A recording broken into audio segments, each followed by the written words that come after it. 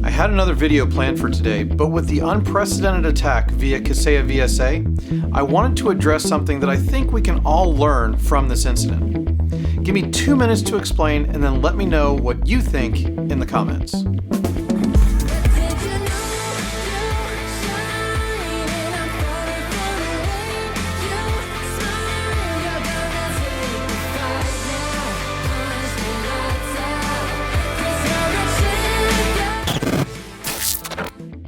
Hi, my name is Eric Anthony, and I'm the admin for a Facebook group called All Things MSP, where we discuss, well, everything about being an IT services provider.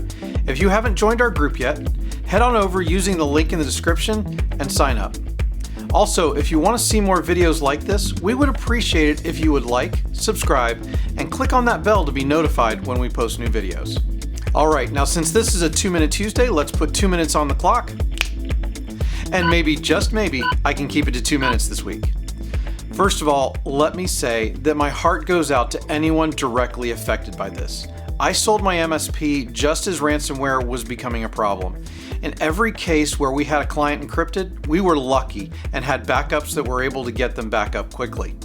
This attack, which appears to have attacked somewhere between an estimated 40,000 and 1 million endpoints, is significant. By the way, my numbers come from two sources. First is an estimated 40 MSPs, the last estimate reported by Kaseya, times 1,000 endpoints per MSP. I consider that a conservative number. The second is the number claimed by the ransomware gang claiming responsibility.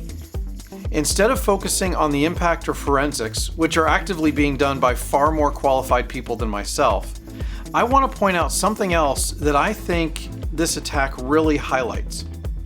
That something is our dependency on RMM tools and SPOG, or single pane of glass. If you are a Kaseya VSA customer, even if you weren't breached, you still have been without your primary support tool since Friday. This goes for on-premise as well as cloud-based VSA users, which as of now, were not affected. For many of us, we've talked about the convenience and tight-knit integration efficiencies of SPOG solutions. Those arguments are still valid, but in the light of this attack, I think it's relatively easy to see the downsides. The worst part of this attack for me would be the lack of ability to access my client's endpoints, since almost everyone uses a remote support tool integrated into their RMM tool. Therefore, I think serious consideration needs to be made into a redundant remote support tool. Perhaps something that you can also provide to the end user as a remote desktop tool as well, since that's a frequent request from users. In that case, you could also be able to recoup the cost by charging the client for that added feature. Either way, make sure that you roll the cost of any new service into your next regular price increase. One last thought. This attack, according to the ransomware actors, affected 1 million endpoints, which, if they are to be believed, was probably more successful than they could have imagined. I think that this is why they're offering a universal key to decrypt all the infected systems. They simply cannot handle the volume they've created. By the way, that ransom currently sits at $70 million. With that level of success, we can be sure that they are targeting other managed services tools as well.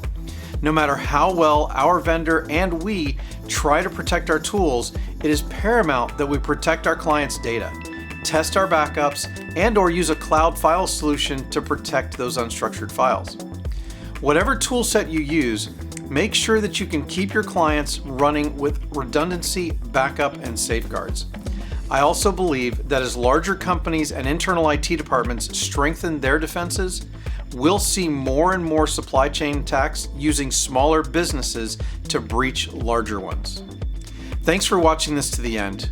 I want to reiterate my empathy for all those affected by this attack. While many of us were celebrating this holiday in the US, you were tirelessly working to restore clients so that they could get back to work. I also want to mention all of those in the MSP community who have reached out to their peers to offer assistance. It truly shows what this industry is made of. And to all of you wagging fingers, just remember, it's not a matter of if, but when. Just because it wasn't you this week doesn't mean you're safe. Let's solve this thing together.